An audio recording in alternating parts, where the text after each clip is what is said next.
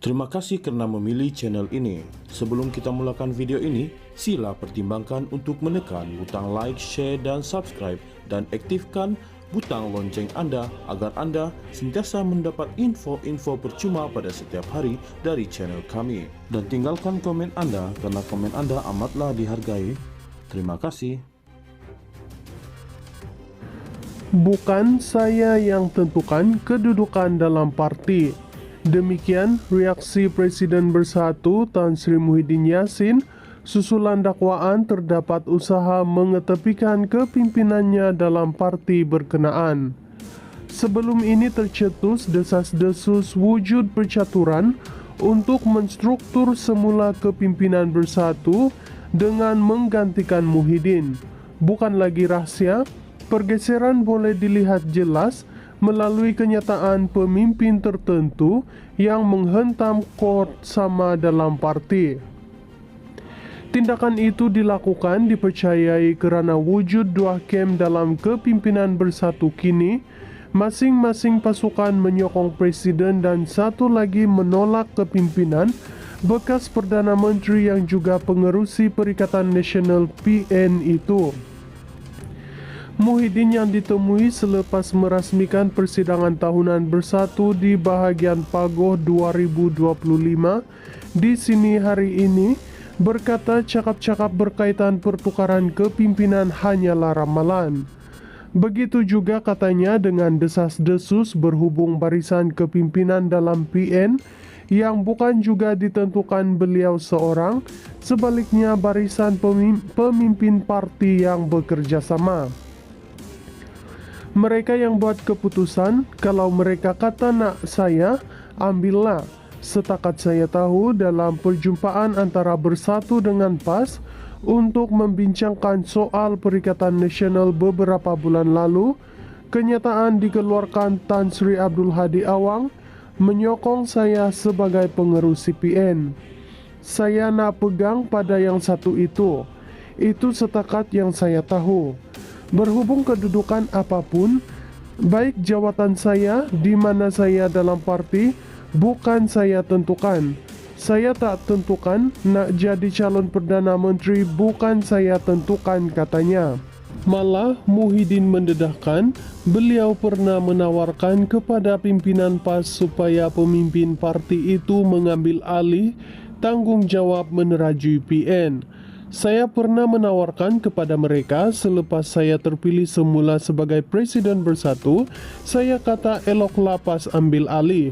Gilir-gilirlah biar PAS ambil alih sebagai pengerusi PN. Kalau pemimpin PAS nak jadi Perdana Menteri, tak apalah kita bincang bersama. Tapi mereka tak nak. Kata tak boleh, Tan Sri Muhyiddin kena teruskan.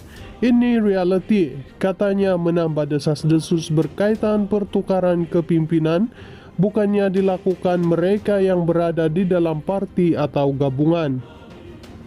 Orang politik kadang-kadang tengok parti yang elok, dia kata tak elok. Parti yang agak kuku, dia kata sudah goyah. Pasal muslihatnya, dia nak orang kata nak memberi pandangan yang buruk. Tapi kami bergerak atas dasar apa? Pertimbangan yang agak bijaksana dan kita terus melaksanakan tanggung jawab seperti biasa, ujarnya. Bukan saya yang tentukan kedudukan dalam parti. Demikian reaksi Presiden Bersatu Tan Sri Muhyiddin Yassin susulan dakwaan terdapat usaha mengetepikan kepimpinannya dalam parti berkenaan. Sebelum ini tercetus desas-desus wujud percaturan untuk menstruktur semula kepimpinan Bersatu dengan menggantikan Muhyiddin. Bukan lagi rahasia, pergeseran boleh dilihat jelas melalui kenyataan pemimpin tertentu yang menghentam chord sama dalam parti.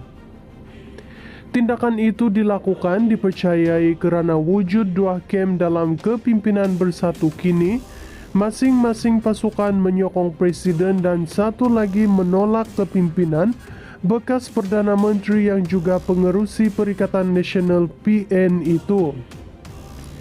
Muhyiddin yang ditemui selepas merasmikan persidangan tahunan Bersatu di bahagian Pagoh 2025 di sini hari ini berkata cakap-cakap berkaitan pertukaran kepimpinan hanyalah ramalan. Begitu juga katanya dengan desas-desus berhubung barisan kepimpinan dalam PN yang bukan juga ditentukan beliau seorang, sebaliknya barisan pemimpin parti yang bekerja sama.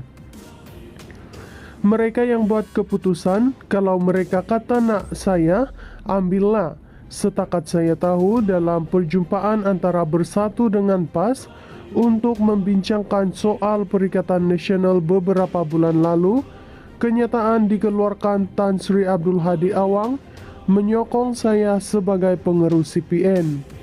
Saya nak pegang pada yang satu itu setakat yang saya tahu. Berhubung kedudukan apapun, baik jawatan saya di mana saya dalam parti, bukan saya tentukan.